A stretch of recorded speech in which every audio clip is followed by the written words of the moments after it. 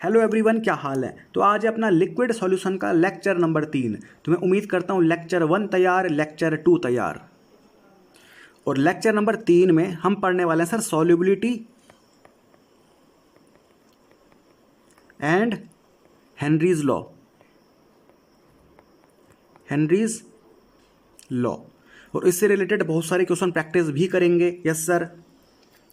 फिर अपना एक आखिरी लेक्चर बच जाएगा, लेक्चर नंबर 4।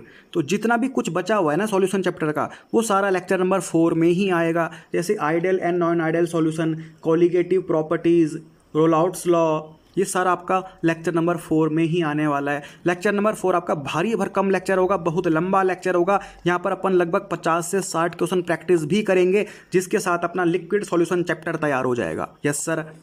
तो अब शुरू करते हैं अपन लिक्विड सॉल्यूशन का लेक्चर नंबर 3। अब सबसे पहले अपने को पता होना चाहिए सर प्रेशर की यूनिट्स। प्रेशर की यूनिट्स ये लिख दिया सर मैंने, प्रेशर की यूनिट्स। ठीक है सर। अब ध्यान से देख, atmosphere, bar, pascal, mm of Hg, torr. आज के बाद ये पांचों प्रेशर की यूनिट्स हैं। आज के बाद ये पांचों प्रेशर की यूनिट्स हैं। Yes sir. Atmosphere, bar, pascal, mm of Hg, torr, ये सारी किसकी यूनिट्स होती हैं सर? प्रेशर की यूनिट्स होती है। ठीक है सर। अब ध्यान से देख, इनके बीच का मुझे रिलेशन पता होना चाहिए। 1 atmosphere equal to 1 bar equal to 10⁵ pascal equal to 760 mm of Hg equal to 760 torr. वापस बोल, 1 atmosphere equal to 1 bar equal to 10⁵ pascal equal to 760 mm of Hg equal to 760 Tor.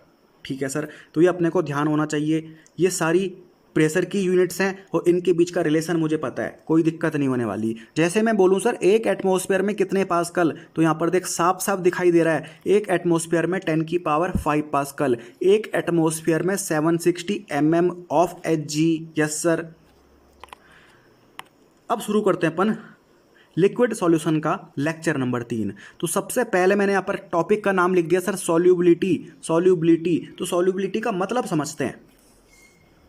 कोई तुमसे पूछे solubility क्या हुआ, तो उसको बोलना सॉल्युबिलिटी कुछ नहीं होता, सॉल्युबिलिटी सॉल्वेंट की कैपेसिटी है। सॉल्युबिलिटी सॉल्वेंट की कैपेसिटी है। तो उसी चीज़ को मैं यहाँ पर हिंदी में लिख देता हूँ, सॉल्युबिलिटी कुछ नहीं होती, सॉल्युबिलिटी सॉल्वेंट की कैपेसिटी होती है। तो यहाँ पर मैंने लिख दिया सर सॉल्वेंट की कैपेसिटी। किस चीज़ की कैपेसिटी? कि वहाँ पर मैक्सिमम कितना अमाउंट ऑफ सॉल्यूट मैं डिसॉल्व कर सकता हूँ। तो सॉल्वेंट की कैपेसिटी कि उसमें मैक्सिमम कितना अमाउंट ऑफ सॉल्यूट डिसॉल्व हो सकता है। ठीक है सर। तो सॉल्युबिलिटी कुछ नहीं होती, सॉल्वेंट की कैपेसिटी होती है कि वहाँ पर मैक्सिमम कितना अमाउंट ऑफ सॉल्यूट को मैं डिसॉल्व कर सकता हूँ। ठीक है सर। अब देख, हो सकता है कि तेरे को ये जो मैं पढ़ा रहा हूँ उसकी फ्रीक्वेंसी कम लगे, फ्लो कम लगे, तो तू क्या कर सकता है, 2x में देख सकता है या फिर 1.5x में देख सकता है। ठीक है। परंतु आज से पहले कभी लिक्विड सॉल्यूशन चैप्टर नहीं पढ़ा या फिर आज से पहले कभी लिक्विड सॉल्यूशन चैप्टर समझ नहीं आया, तो मेरी राय रहेगी 1x में ही देखना, 1x में ही देखना, तभी समझ में आएगा। ठीक है सर। तो अभी तक अपन ने क्या किया, सॉल्युबिलिटी की डिफिनेशन देख ली हिंदी में, और इसी चीज़ को मैंने यहाँ पर इंग्लिश में लिख दिया, maximum amount of solute that can be dissolved in a given amount of solvent at given temperature. Yes sir. यहाँ पर मैं आपको एक एग्जांपल से समझाता हूँ। मान ले मैंने एक ग्लास लिया, यस सर ले लिया, इसमें मैंने पानी भर दिया। पानी क्या सर? सॉल्वेंट है क्या? यस सर, पानी तो सॉल्वेंट है। ठीक है सर। अब मैंने क्या किया, एक चम्मच में चीनी रखी और चीनी को इसमें डाल दिया और वो चीनी इसमें घुल गई। दूसरी चम्मच चीनी वापस इसमें डाल दी, वो भी घुल गई सर, वो भी घुल गई, यानी वो भी डिज़ोल्व हो गई। तीसरी चम्मच चीनी वो भी इसमें डाल दी, वो भी इसमें अच्छे से डिज़ोल्व हो गई। परंतु जब मैंने चौथी चम्मच चीनी को इसमें डाला ना, तो अब चीनी इसमें डिज़ोल्व ही नहीं हो पा रही। यानी मैं बोल सकता हूँ इस ग्लास में जो मैंने पानी रखा हुआ था, इस ग्लास में जो मैंने सॉल्वेंट रखा हुआ था, उसकी कैपेसिटी थी 3 चम्मच चीनी को ही डिजोल्व कर पाना। उसकी कैपेसिटी क्या हो चुकी है सर, सैचुरेट हो चुकी है, यानी उसकी कैपेसिटी सिर्फ 3 चम्मच चीनी को ही डिजोल्व करने की थी। यस सर, तो यही क्या हो गई, उसकी सॉल्युबिलिटी हो गई। यस सर, वही तो हमने बात करी थी। सॉल्युबिलिटी क्या होता है, सॉल्वेंट की कैपेसिटी होती है कि मैक्सिमम उसमें कितना अमाउंट ऑफ सॉल्यूट को मैं डिजोल्व कर सकता हूँ। यस सर, मैं उम्मीद करता हूँ बात आपको समझ में आ गई। ठीक है सर, अब अपन आगे बढ़ते हैं। Solubility depends on 4 factors. NCERT बोलती है कि सॉल्युबिलिटी 4 फैक्टर में डिपेंड करती है। Nature of solute, nature of solvent, temperature and pressure. इसके बारे में अपन अभी डिटेल में चर्चा करेंगे। फिलहाल बस इतना ध्यान रखना, सॉल्युबिलिटी आज के बाद 4 फैक्टर्स में डिपेंड करती है। Nature of solute, nature of solvent, temperature, pressure. Yes sir, nature of solute, nature of solvent, temperature and pressure. बिल्कुल क्लियर, कोई दिक्कत नहीं है। तो दूसरी लाइन भी तैयार, आगे बढ़ते हैं अपन। अब अपने को पता होना चाहिए कि सॉल्युबिलिटी की यूनिट क्या होती है। कोई तुमसे पूछे सॉल्युबिलिटी की यूनिट क्या होती है, बोल देना मोल पर लीटर या ग्राम पर लीटर, मोल पर लीटर या ग्राम पर लीटर। तो ये अपने को ध्यान रहेगा। आगे बढ़ते हैं अपन, ध्यान से देख यार, यहाँ पर जो मैंने एग्जाम्पल लिया था, एक ग्लास लिया मैंने, ग्लास में पानी रखा हुआ था, पानी क्या हो गया मेरा सर, सॉल्वेंट हो गया। तो यहाँ पर जो सॉल्वेंट है वो क्या सर, लिक्विड है क्या। यस सर, फिर मैंने यहाँ पर जो सॉल्यूट लिया वो कौन था सर, चीनी थी, चीनी मतलब शुगर, तो वो क्या हो गई सर, सॉलिड हो गई। यस सर, यानी मेरा सॉल्यूट सॉलिड है और यहाँ पर जो मेरा सॉल्वेंट था वो लिक्विड था। Yes sir, yes sir. परंतु अगर किसी दिन सॉल्यूट तुम्हारा गैस हो जाए, सॉल्यूट तुम्हारा गैस हो जाए, सॉल्यूट क्या हो जाए, गैस हो जाए, सॉल्यूट तुम्हारा क्या हो जाए सर, गैस हो जाए, तो उस दिन ना सॉल्युबिलिटी को टू मोल फ्रैक्शन के टर्म में मेजर करेगा। उस दिन तू सॉल्युबिलिटी को मोल फ्रैक्शन के टर्म में मेजर करेगा। मोल फ्रैक्शन मतलब कैपिटल एक्स, एक्स को अपन क्या बोलते थे, मोल फ्रैक्शन बोलते थे। कंसंट्रेशन टर्म्स हमने लेक्चर नंबर 2 में पूरा अच्छे से क्लियर कर लिया। यस सर, मैंने क्या बोला, अगर सॉल्यूट तेरा गैस होगा तो सॉल्युबिलिटी को मेजर करना है मोल फ्रैक्शन के टर्म में, सॉल्युबिलिटी को मेजर करना है मोल फ्रैक्शन के टर्म में। वही बात मैंने यहाँ पर लिख दी, ध्यान से देख। Solubility of gas in liquid, gas in liquid मतलब गैस मेरा क्या यहाँ पर सॉल्यूट है, लिक्विड यहाँ पर क्या सर, सॉल्वेंट है। ठीक है, तो वही तो बात मैंने अभी आपको बोली, वही तो बात मैंने आपको बोली कि सॉल्यूट अगर गैस होगा तो सॉल्युबिलिटी को मेजर करूंगा मोल फ्रैक्शन के टर्म में। तो वही बात यहाँ पर लिखी हुई है, solubility of gas in liquid is accurately measured in terms of mole fraction. Mole fraction को अपन कैपिटल एक्स से शो करते हैं। ठीक है सर, इतनी बात क्लियर, कोई दिक्कत नहीं है। अब आगे बढ़ते हैं अपन, अब यहाँ पर देखते हैं अपन क्लासिफिकेशन ऑफ सॉल्यूशन, सॉल्यूशन का क्लासिफिकेशन। ठीक है, तो यहाँ पर मैंने लिख दिया solution on the basis of solubility of solute are classified into 3 types. तो यहाँ पर अपने को 3 टाइप के सॉल्यूशन के बारे में पढ़ना है। एक होता है सर अपना अनसैचुरेटेड सॉल्यूशन, एक होता है अपना सैचुरेटेड सॉल्यूशन और एक होता है अपना सुपर सैचुरेटेड सॉल्यूशन। तो unsaturated solution, saturated solution, super saturated solution. ठीक है सर, अब ध्यान से देख यार, नाम से ही पता लग रहा है, नाम से ही पता लग रहा है अनसैचुरेटेड, यानी इसका अभी सैचुरेशन नहीं आया, यानी यहाँ पर मैं सॉल्वेंट में और सॉल्यूट ऐड कर सकता हूँ, यहाँ पर मैं सॉल्वेंट में और सॉल्यूट डिसॉल्व कर सकता हूँ। तो वही बात मैंने यहाँ पर लिख दी, more solute can be added in a given amount of solvent at given temperature. Yes sir, ये हो गया अपना अनसैचुरेटेड सॉल्यूशन। फिर आया अपना सर सैचुरेटेड सॉल्यूशन। सैचुरेटेड मतलब यहाँ पर सैचुरेशन ऑब्टेन हो चुका है, यानी अब मैं और सॉल्यूट यहाँ पर डिसॉल्व नहीं कर सकता। तो वही बात मैंने यहाँ पर लिख दी sir, no more solute can be added in a given amount of solvent at given temperature. Yes sir, बात समझ में आ गई। ठीक है, तो ये हो गया अपना अनसैचुरेटेड सॉल्यूशन और ये हो गया अपना सैचुरेटेड सॉल्यूशन। अनसैचुरेटेड सॉल्यूशन में अपन और सॉल्यूट ऐड कर सकते हैं सॉल्वेंट में, और सैचुरेटेड सॉल्यूशन में अपन और सॉल्यूट सॉल्वेंट में ऐड नहीं कर सकते। यस सर, फिर आया अपना sir super saturated solution. Super saturated solution, अब ध्यान से देख यार, जैसे अपन चाशनी बनाते हैं, चाशनी। तो ये मैंने एक बर्तन लिया, ठीक है सर, इसमें मैंने पानी डाल रखा है, पानी मेरा क्या सर, सॉल्वेंट है। ठीक है, अब मैंने क्या किया, पहली चम्मच चीनी डाली तो चीनी इसमें आसानी से डिसॉल्व हो गई, दूसरी चम्मच चीनी डाली, चीनी आसानी से डिसॉल्व हो गई, तीसरी चम्मच चीनी डाली, चीनी आसानी से डिसॉल्व हो गई, चौथी चम्मच चीनी डाली तो अब चीनी इसमें डिसॉल्व ही नहीं हो पा रही। तो मैंने क्या किया, नीचे से आग लगा दी, यानी नीचे से मैंने हीट दे दी सर, हीट दे दी।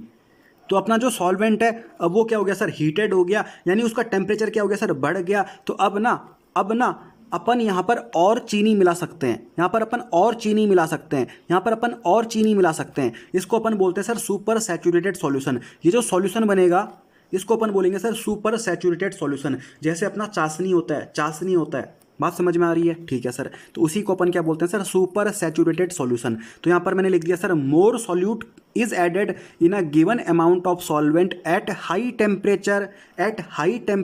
यस सर, तो मैं उम्मीद करता हूँ बात आपको समझ में आ गई। तो ये था अपना अनसैचुरेटेड सॉल्यूशन, ये था अपना सैचुरेटेड सॉल्यूशन, और ये था अपना सुपर सैचुरेटेड सॉल्यूशन। बिल्कुल क्लियर? Yes sir. अब अपन आगे बढ़ते हैं। अब अपन को यहाँ पर दो चीज़ें पढ़नी है। एक तो पढ़ना है sir solubility of solid in liquid, और एक पढ़ना है sir solubility of gas in liquid. Yes sir. यहाँ पर देख मतलब क्या, सॉल्यूट मेरा गैस है और सॉल्वेंट मेरा लिक्विड है।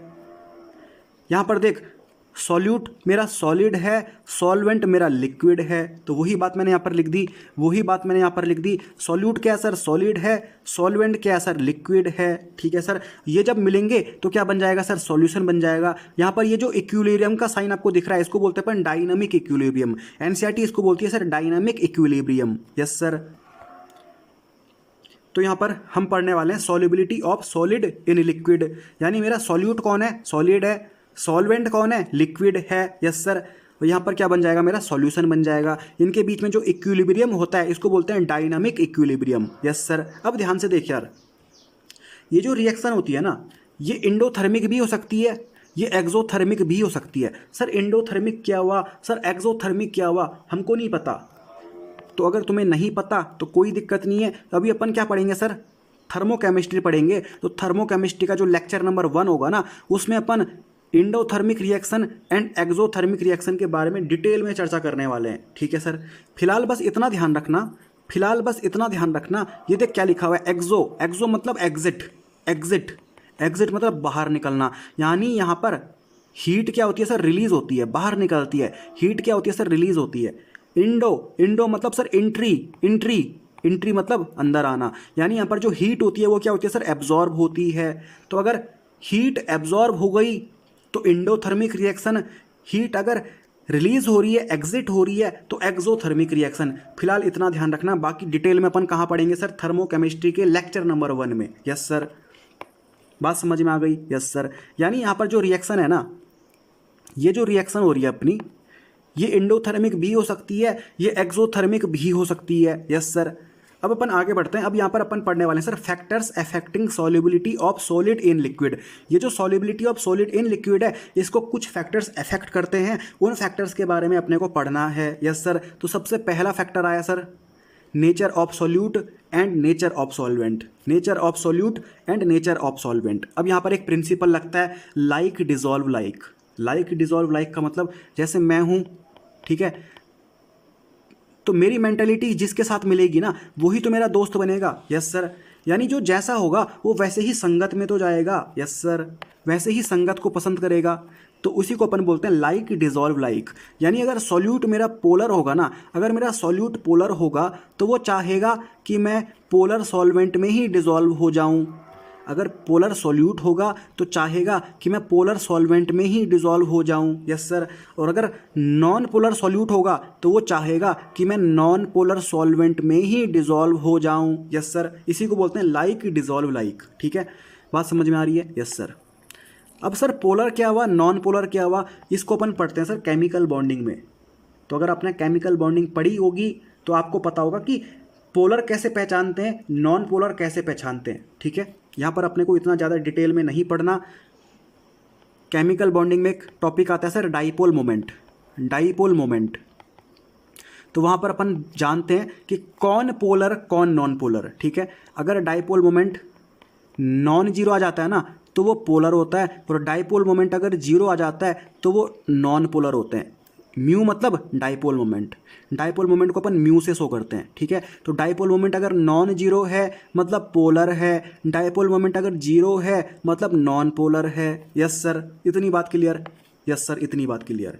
अब यहाँ पर अपने को पढ़ना है सर, पोलर सॉल्यूट होगा तो पोलर सॉल्वेंट में डिजॉल्व हो जाएगा, नॉन पोलर सॉल्यूट होगा तो नॉन पोलर सॉल्वेंट में डिसॉल्व हो जाएगा। इसी को तो बोलते हैं लाइक डिसॉल्व लाइक, यानी अगर पोलर सॉल्यूट होगा ना तो वो नॉन पोलर सॉल्वेंट में डिसॉल्व नहीं होगा, वो पोलर सॉल्वेंट में ही डिसॉल्व होगा। यस सर, जैसे मैं बोलूँ सर नॉन पोलर सॉल्यूट है तो वो सर पोलर सॉल्वेंट में डिसॉल्व नहीं होगा, वो नॉन पोलर सॉल्वेंट में ही डिसॉल्व होगा। यस सर, यानी यहाँ पर अपने को एक प्रिंसिपल ध्यान रखना है, like dissolves like, like dissolve like. अगर पोलर सॉल्यूट होगा तो पोलर सॉल्वेंट में ही डिसॉल्व होगा, नॉन पोलर सॉल्यूट होगा तो नॉन पोलर सॉल्वेंट में ही डिसॉल्व होगा। यस सर, ठीक है। अब यहाँ पर अपन कुछ एग्जाम्पल देख लेते हैं पोलर सॉल्यूट के, जैसे HCl हो गया, NaCl हो गया, सक्रोज यानी चीनी हो गई। यस सर, ये सब आपके क्या हो गए, पोलर सॉल्यूट हो गए।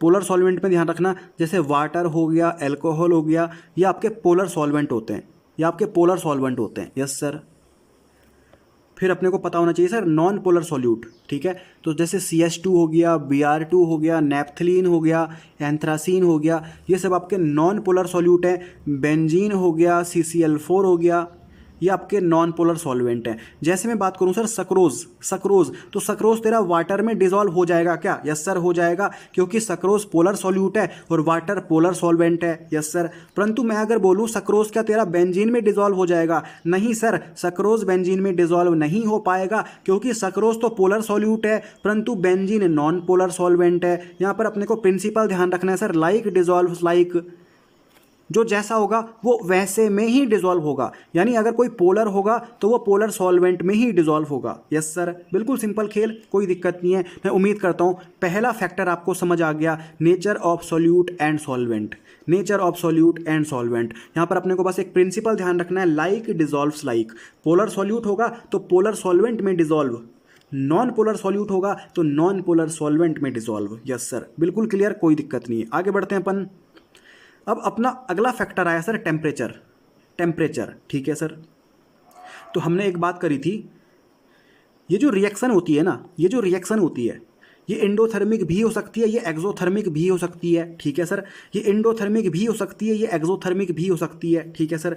अगर एंडोथर्मिक रिएक्शन होगी तो सॉल्युबिलिटी टेम्परेचर के डायरेक्टली प्रोपोर्शनल बोल देना, अगर एक्सोथर्मिक रिएक्शन होगी तो सॉल्युबिलिटी को टेम्परेचर के इन्वर्सली प्रोपोर्शनल बोल देना। बिल्कुल सिंपल खेल, बिल्कुल सिंपल खेल। तो टेम्परेचर पर कैसे डिपेंड करता है? अगर एंडोथर्मिक रिएक्शन होगी तो सॉल्युबिलिटी टेम्परेचर के डायरेक्टली प्रोपोर्शनल, अगर एक्सोथर्मिक रिएक्शन होगी तो सॉल्युबिलिटी टेम्परेचर के इन्वर्सली प्रोपोर्शनल। यस सर, मतलब अगर एंडोथर्मिक रिएक्शन होगी तो टेम्परेचर बढ़ाऊंगा तो सॉल्युबिलिटी भी बढ़ेगी। यस सर, अगर एक्सोथर्मिक रिएक्शन होगी तो टेम्परेचर घटाऊंगा तब जाके सॉल्युबिलिटी बढ़ेगी। यस सर, इतनी बात क्लियर है क्या? इतनी बात क्लियर है क्या? यस सर, मैं उम्मीद करता हूँ बात समझ में आपको आ गई होगी, ठीक है। तो टेम्परेचर पे ध्यान रखना, अगर एंडोथर्मिक रिएक्शन होगी तो सॉल्युबिलिटी टेम्परेचर के डायरेक्टली प्रोपोर्शनल, और अगर एक्सोथर्मिक रिएक्शन होगी तो सॉल्युबिलिटी टेम्परेचर के इन्वर्सली प्रोपोर्शनल। Yes sir. बाकी एंडोथर्मिक रिएक्शन और एक्सोथर्मिक रिएक्शंस क्या होती है, कैसे पहचानते हैं अपन, ये अपन थर्मोकेमिस्ट्री के लेक्चर 1 में देखने वाले हैं, ठीक है सर। फिलहाल इतना ध्यान रखना जितना मैं पढ़ा रहा हूँ। फिर आगे बढ़ते हैं अपन। अगला फैक्टर आया अपना प्रेशर, अगला फैक्टर आया अपना प्रेशर। अब ध्यान से देख यार, यहाँ पर अपना सॉल्यूट कौन है सर? सॉल्यूट अपना सॉलिड है, सॉल्वेंट अपना लिक्विड है, ठीक है। सॉल्यूट अपना सॉलिड है और सॉल्वेंट अपना क्या सर? लिक्विड है। अब यहाँ पर आपको एक बात पता होगी, बचपन में पढ़ाई करते थे अपन स्टेट्स ऑफ मैटर, तो यहाँ पर जब सॉलिड के बारे में पढ़ते थे ना, सॉलिड के बारे में पढ़ते थे तो यहाँ पर जो आपके पार्टिकल्स होते हैं ना, ये बहुत पास पास होते हैं, पार्टिकल्स यहाँ पर आपके बहुत पास पास होते हैं, जिसके कारण होता क्या है, सॉलिड अपना क्या होता है सर? इनकम्प्रेसिबल बन जाता है, सॉलिड अपना इनकम्प्रेसिबल बन जाता है, ठीक है। फिर अगर मैं लिक्विड की बात करूं तो लिक्विड में पार्टिकल्स पास पास तो होते हैं परंतु थोड़े थोड़े दूर होते हैं, सॉलिड से थोड़े थोड़े दूर होते हैं। यस सर, इसके कारण अपना लिक्विड भी थोड़ा बहुत क्या होता है सर? इनकम्प्रेसिबल होता है। परंतु अगर मैं गैस की बात करूं तो गैस में जो तेरे पार्टिकल्स हैं ना, वो बहुत दूर दूर होते हैं, गैस अपनी कंप्रेसिबल होती है। यस सर, यानी अगर सॉलिड और लिक्विड की बात करूं, ये इनकम्प्रेसिबल हैं क्या? यस सर, यानी यहाँ पर प्रेशर का कोई इफेक्ट नहीं आने वाला। यस सर, यहाँ पर प्रेशर का कोई इफेक्ट नहीं आने वाला, प्रेशर का इफेक्ट यहाँ पर आएगा क्या? यस सर, तो यहाँ पर अपना जो सॉल्यूट है वो सॉलिड है, जो सॉल्वेंट है वो लिक्विड है, यानी सॉलिड भी इनकम्प्रेसिबल, लिक्विड भी इनकम्प्रेसिबल, यानी यहाँ पर प्रेशर का कोई इफेक्ट नहीं आने वाला सॉल्युबिलिटी पे। यस सर, तो वही बात मैंने यहाँ पर लिख दी, no effect of pressure on solubility of solid in liquid because solid and liquid are incompressible. ये बात भी क्लियर। यस सर, तो स्टार्टिंग में मैंने आपको एक बात बताई थी कि जो सॉल्युबिलिटी होती है वो 4 फैक्टर्स में डिपेंड करती है। Yes sir, nature of solute, nature of solvent, temperature and pressure. परंतु अगर मैं बात करूं solubility of solid in liquid, तो ये आपका प्रेशर में डिपेंड नहीं कर रहा, ये आपका प्रेशर में डिपेंड नहीं कर रहा। ठीक है, प्रेशर का यहाँ पर कोई इफेक्ट नहीं आता क्योंकि सॉलिड एंड लिक्विड आपके इनकम्प्रेसिबल होते हैं, इनकम्प्रेसिबल होते हैं। यस सर, तो इतनी बात क्लियर, कोई दिक्कत नहीं है। मैं उम्मीद करता हूँ बात आपको समझ में आ गई। तो यहाँ पर मैंने आपको एक टॉपिक पढ़ाया sir, factors affecting solubility of solid in liquid. तो यहाँ पर 4 फैक्टर अपन ने पढ़े। सबसे पहला factor sir nature of solute and solvent, दूसरा फैक्टर टेम्परेचर, तीसरा फैक्टर प्रेशर। तो nature of solute and solvent में मैंने आपको क्या पढ़ाया सर, लाइक डिजॉल्व्स लाइक, यानी अगर पोलर सॉल्यूट होगा तो पोलर सॉल्वेंट में ही डिजॉल्व होगा, नॉन पोलर सॉल्यूट होगा तो नॉन पोलर सॉल्वेंट में ही डिजॉल्व होगा। अगले नंबर पे अपन ने पढ़ा सर टेम्परेचर। तो हमने यहाँ पर बात करी सर, अगर एंडोथर्मिक रिएक्शन होगी तो सॉल्युबिलिटी टेम्परेचर के डायरेक्टली प्रोपोर्शनल, और अगर एक्सोथर्मिक रिएक्शन होगी तो सॉल्युबिलिटी टेम्परेचर के इन्वर्सली प्रोपोर्शनल। यस सर, फिर अपन बात करते हैं प्रेशर की। तो क्योंकि सॉलिड एंड लिक्विड इनकम्प्रेसिबल होते हैं तो यहाँ पर प्रेशर का solubility of solid in liquid में कोई फर्क नहीं पड़ता। यस सर, बिल्कुल क्लियर, कोई दिक्कत नहीं है। मैं उम्मीद करता हूँ इतनी बात आपको समझ में आ गई, इतनी बात आपको समझ में आ गई। यस सर, अब अपन आगे बढ़ते हैं। अब यहाँ पर लिखा हुआ है सर डिसॉल्यूशन का मतलब, यहाँ पर लिखा हुआ है सर क्रिस्टलाइजेशन का मतलब। तो इनका मतलब अपन जानने की कोशिश करते हैं। एनसीईआरटी में 2 शब्द आपको देखने को मिल जाएंगे, एक होगा सर डिसॉल्यूशन, एक होगा सर क्रिस्टलाइजेशन। तो इनका मतलब समझने की कोशिश करते हैं। ध्यान से देख, हमने सर लेक्चर नंबर 2 में कंसंट्रेशन टर्म्स पढ़ लिए क्या। टोटल 11 कंसंट्रेशन टर्म्स थे। 4 तो आपके परसेंटेज वाले थे, 4 तो आपके परसेंटेज वाले थे, एक आपका पार्ट्स पर मिलियन, एक आपका पार्ट्स पर बिलियन, पार्ट्स पर बिलियन। फिर एक मोलैरिटी पढ़ी अपन ने, नॉर्मेलिटी पढ़ी, मोल फ्रैक्शन पढ़ा, मोलैलिटी पढ़ी, स्ट्रेंथ ऑफ सॉल्यूशन पढ़ा। यस सर, और यहाँ पर मैंने आपको एक बात बताई थी कि इनमें से जो सबसे फेमस है, सबसे पॉपुलर है, वो कंसंट्रेशन टर्म कौन सा है sir, molarity, molarity. Yes sir, तो अगर कभी कभी क्वेश्चन में लिखा रहता है कंसंट्रेशन तो उसका मतलब जनरली मोलैरिटी ही होता है। यस सर, इतनी बात क्लियर। यस सर, इतनी बात क्लियर। सबसे फेमस कंसंट्रेशन टर्म कौन सा सर, मोलैरिटी। ठीक है, अब यहाँ पर देख डिसॉल्यूशन का मतलब मैं आपको समझाता हूँ। मान ले मैंने एक बर्तन लिया, ये ले लिया बर्तन, ठीक है, इसमें मैंने एक फिक्स अमाउंट ऑफ सॉल्वेंट ले रखा है, सॉल्वेंट का मैंने फिक्स अमाउंट ले रखा है। ठीक है सर, अब मैं यहाँ पर क्या कर रहा हूँ, 1 चम्मच मैंने चीनी डाल दी, दूसरी चम्मच चीनी डाल दी, यानी मैं सॉल्यूट का अमाउंट बढ़ाते जा रहा हूँ, सॉल्यूट को मैं ऐड करते जा रहा हूँ, सॉल्यूट को मैं ऐड करते जा रहा हूँ। ठीक है सर, सॉल्यूट को मैं ऐड करते जा रहा हूँ। ठीक है, और सॉल्वेंट का अमाउंट क्या सर, सॉल्वेंट का अमाउंट क्या सर, कांस्टेंट है। ठीक है, अब यहाँ पर ध्यान से देख, अगर मैं मोलैरिटी का फॉर्मूला लिखूं तो मोलैरिटी का जनरल फॉर्मूला क्या था, मोलैरिटी क्या होती है, number of moles of solute, number of, इसको शॉर्ट में लिख देता हूँ, number of moles of solute upon volume of solution in litre, volume of solution in litre. Yes sir, तो यहां पर ध्यान से देख यार, इसको तो मैंने कांस्टेंट रखा हुआ है।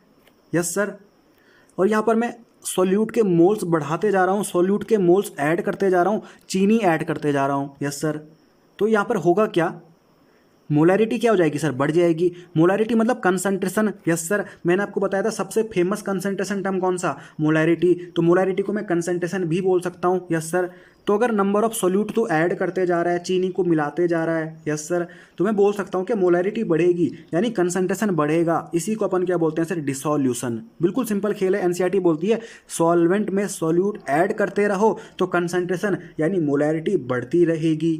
इसी को अपन क्या बोलेंगे आज के बाद, डिसॉल्यूशन बोलेंगे, डिसॉल्यूशन बोलेंगे। यस सर, बिल्कुल सिंपल खेल, कोई दिक्कत नहीं है। मैं उम्मीद करता हूँ डिसॉल्यूशन आपको समझ में आ गया। फिर अपन आगे बढ़ते हैं, अब बात करते हैं सर क्रिस्टलाइजेशन की, क्रिस्टलाइजेशन की। ठीक है सर, क्रिस्टलाइजेशन की। ठीक है, अब मान ले मेरे पास सैचुरेटेड सॉल्यूशन है, सैचुरेटेड सॉल्यूशन, सैचुरेटेड सॉल्यूशन मतलब एक ऐसा सॉल्यूशन जहाँ पर मैं more amount of solute add नहीं कर सकता, यानी सैचुरेशन आ चुका है, सैचुरेशन आ चुका है। सॉल्वेंट जितना मैक्सिमम अमाउंट ऑफ सॉल्यूट को अपने में डिसॉल्व कर सकता है उतना उसने डिसॉल्व कर दिया, यानी सॉल्वेंट का सैचुरेशन आ चुका है। अब वो और अमाउंट ऑफ सॉल्यूट को अपने में डिसॉल्व नहीं कर सकता। Yes sir. तो मेरे पास मान ली एक सैचुरेटेड सॉल्यूशन है। Yes sir. अब थोड़ी देर बाद क्या हुआ, मैंने उसको ज़मीन में गिरा दिया। मान ले मेरे पास चाशनी है, चाशनी को जब मैं ज़मीन में गिरा देता हूँ तो जब तुम थोड़ी देर बाद देखते हो ना तो तुमको सफ़ेद सफ़ेद ऐसे क्रिस्टल जैसे कुछ देखने को मिल जाएगा।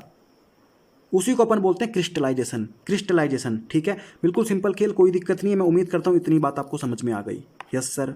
ठीक है, तो क्रिस्टलाइजेशन अपने को पता होना चाहिए, डिसोल्यूशन अपने को पता होना चाहिए। एनसीईआरटी में दे रखा है, एनसीईआरटी में दे रखा है। Yes sir.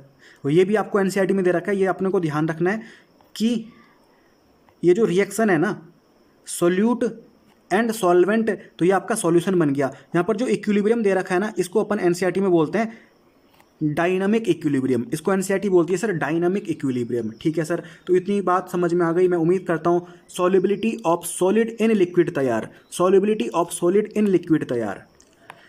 अब हम पढ़ने वाले हैं sir solubility of gas in liquid. अभी तक अपन ने क्या पढ़ा, solubility of solid in liquid, यानी वहाँ पर सॉल्यूट अपना सॉलिड था और सॉल्वेंट अपना लिक्विड था। यहाँ पर तेरा सॉल्वेंट तो लिक्विड ही है परंतु तेरा सॉल्यूट क्या हो गया सर, गैस हो गया। और आपको एक बात ध्यान है, स्टार्टिंग में मैंने आपको एक बात बताई थी, अगर जिस दिन सॉल्यूट तेरा गैस हो जाए ना, जिस दिन तेरा सॉल्यूट गैस हो जाए ना, उस दिन तू सॉल्युबिलिटी को मोल फ्रैक्शन के टर्म्स में मेज़र करेगा। उस दिन तू सॉल्युबिलिटी को मोल फ्रैक्शन के टर्म्स में मेज़र करेगा। यानी यहाँ पर सॉल्यूट मेरा गैस हो गया, यानी solubility of gas in liquid की जब मैं बात कर रहा हूँ तो यहाँ पर कॉमन सेंस की बात है। एक बात तो तैयार हो गई कि यहाँ पर सॉल्युबिलिटी तेरा मोल फ्रैक्शन के टर्म्स में मेज़र होने वाली है, सॉल्युबिलिटी तेरी मोल फ्रैक्शन के टर्म्स में मेज़र होने वाली है।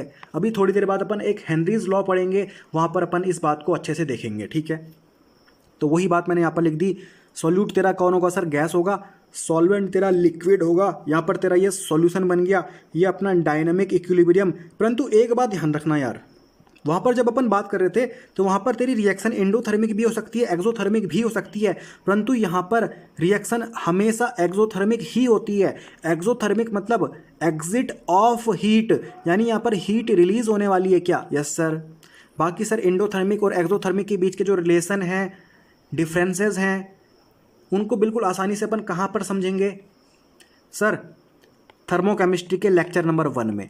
फिलहाल ध्यान रखना, अगर सॉल्यूट तेरा गैस होगा, यस सर, सॉल्वेंट तेरा लिक्विड होगा, यहाँ पर तेरा सॉल्यूशन बन गया, तो ये जो रिएक्शन होती है ये हमेशा एक्सोथर्मिक होती है, always exothermic, always exothermic. Yes sir. ठीक है, अब वहाँ पर अपन ने क्या पढ़ा था, factors affecting solubility of solid in liquid. यहाँ पर अपन पढ़ेंगे factors affecting solubility of gas in liquid. Yes sir, बिल्कुल सिंपल खेल, ध्यान से देख। अब ध्यान से देख यार, तो जब अपन पढ़ रहे थे factors affecting solubility of solid in liquid, तो सॉलिड एंड लिक्विड दोनों इनकम्प्रेसिबल, तो प्रेशर में डिपेंड नहीं कर रहे थे। परंतु अब यहाँ पर जो तेरा सॉल्यूट है वो तो गैस आ गया। यस सर, यानी ये तो कंप्रेसिबल होता है। यस सर, यानी अब ये प्रेशर में भी डिपेंड करेगा क्या। यस सर, प्रेशर में भी डिपेंड करेगा। बात क्लियर, मैं उम्मीद करता हूँ इतनी बात समझ में आ गई क्या। Yes sir. तो यहाँ पर देख, वापस से 4 फैक्टर मैंने लिख दिए। नेचर ऑफ सॉल्यूट, सॉल्यूट मेरा कौन है, गैस है, तो यहाँ पर मैंने लिख दिया nature of gas, nature of solvent, temperature and pressure. अब ये आपका प्रेशर में भी डिपेंड करने वाला है, क्योंकि यहाँ पर जो सॉल्यूट है वो गैस है और गैस तो कंप्रेसिबल होती है ना। यस सर, मैं उम्मीद करता हूँ बात आपको समझ में आ गई। ठीक है, तो एक एक करके सारे फैक्टर्स को पढ़ते हैं। तो सबसे पहला फैक्टर आया सर नेचर ऑफ गैस, यानी नेचर ऑफ सॉल्यूट। ठीक है सर, अब ध्यान से देख यार, अगर गैस मान ले तूने गैस ले ली, ये गैस वाटर के साथ बॉन्ड बना पा रही है, वाटर के साथ बॉन्ड बना पा रही है, तो सॉल्युबिलिटी बढ़ जाएगी। अगर ये जो गैस है वाटर के साथ बॉन्ड नहीं बना पा रही तो सॉल्युबिलिटी घट जाएगी। बिल्कुल सिंपल सा रूल है, बिल्कुल सिंपल सा रूल है। वही बात मैंने यहाँ पर लिख दी, अगर गैस वाटर के साथ बॉन्ड बना ले तो सॉल्युबिलिटी बढ़ जाएगी, गैस अगर वाटर के साथ बॉन्ड ना बना पाए तो सॉल्युबिलिटी घट जाएगी। बिल्कुल सिंपल खेल, वापस मैं आपको समझा देता हूँ बिल्कुल सिंपल लैंग्वेज में। मान ले कोई गैस है, ठीक है, ये वाटर के साथ बॉन्ड बना पा रही है तो सॉल्युबिलिटी बढ़ जाएगी। मान ले कोई गैस मैंने ले ली, वो वाटर के साथ बॉन्ड नहीं बना पा रही, यानी सॉल्युबिलिटी घट जाएगी। अब देख कौन कौन सी गैसेज होती हैं जो वाटर के साथ बॉन्ड बना लेती हैं, तो तेरे को बस 4 गैसेज का नाम याद रखना है, NH3, HCl, CO2 and SO2। Yes sir.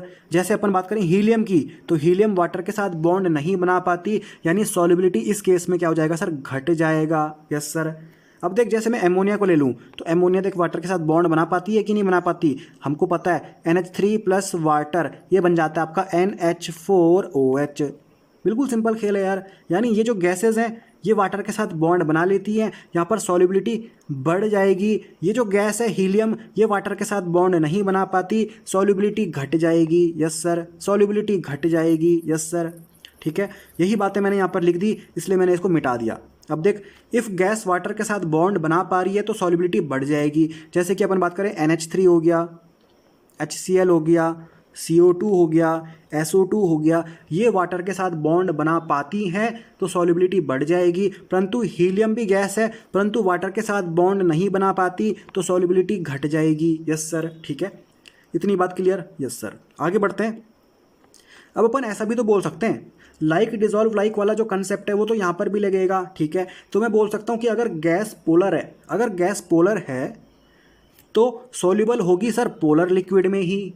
Yes sir, polar gas है तो पोलर लिक्विड में ही तो सॉल्युबल होगी। जैसे कि बात करूँ मैं HCl की, HCl मेरा पोलर गैस होती है, तो पोलर लिक्विड जैसे कि पोलर सॉल्वेंट वाटर, तो उसी में तो सॉल्युबल होगी, उसी में तो डिजॉल्व होगी। यस सर, तो ये भी अपने को क्लियर। यस सर, आगे बढ़ते हैं अपन। ध्यान से देख, जो गैसेज इजली लिक्विफेबल गैसेज होती है ना, जो गैसेज आसानी से लिक्विफाई हो जाती है ना, जो गैसेज आसानी से लिक्विफाई हो जाती है ना, वो सॉल्युबिलिटी को बढ़ा देती हैं, वो ज़्यादा सॉल्युबल होती हैं, वो ज़्यादा सॉल्युबल होती हैं। जैसे कि मैं बात करूं सर कार्बन डाइऑक्साइड की, तो कार्बन डाइऑक्साइड इजली लिक्विफाई हो जाती है, इसलिए मैं बोल सकता हूं जो कार्बन डाइऑक्साइड है वो ज़्यादा सॉल्युबल है ऑक्सीजन एंड हाइड्रोजन से। यस सर, यहाँ पर भी अपन ने बात कर दी कि जो कार्बन डाइऑक्साइड है वो वाटर के साथ बॉन्ड बना रही है तो सॉल्युबिलिटी तो बढ़नी लाजमी थी, सॉल्युबिलिटी तो बढ़नी लाजमी थी। इसी को अपन दूसरे तरीके से भी बोल सकते हैं कि जो कार्बन डाइऑक्साइड है वो आसानी से लिक्विफाई हो जाती है, इसलिए ज़्यादा सॉल्युबल, इसलिए ज़्यादा सॉल्युबल। बिल्कुल सिंपल खेल। मैं उम्मीद करता हूँ इतनी बात आपको तैयार, इतनी बात आपको तैयार। यस सर,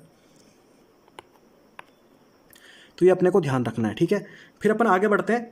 अब अपना अगला फैक्टर आया sir nature of solvent, nature of solvent. ठीक है, तो जो गैस वाटर से केमिकली कंबाइन हो जाएगी, जो गैस वाटर के साथ रिएक्ट कर जाएगी मतलब, तो सॉल्युबिलिटी बढ़ जाएगी। जो बात अपन ने ऊपर बोली वही बात नीचे बोल दी। जो गैस वाटर के साथ केमिकली कंबाइन हो गई, यानी जो गैस वाटर के साथ रिएक्ट कर रही है तो सॉल्युबिलिटी बढ़ रही है यहाँ पर, और जो गैस वाटर के साथ केमिकली कंबाइन नहीं कर रही तो सॉल्युबिलिटी घट जाएगी। सिंपल सी बात है। जैसे कि अपन बात करें O2 हो गया, हीलियम हो गया। यस सर, वो केमिकली कौन कंबाइन कर जाएंगे वाटर के साथ, जैसे कि NH3 गैस हो गई, HCl गैस हो गई, SO2 गैस हो गई, CO2 गैस हो गई। यस सर, मैं उम्मीद करता हूँ बात आपको समझ में आ गई। तो ये तो आपको तैयार, नेचर ऑफ सॉल्वेंट भी तैयार। ठीक है, अब आया अपना अगला फैक्टर है टेम्परेचर।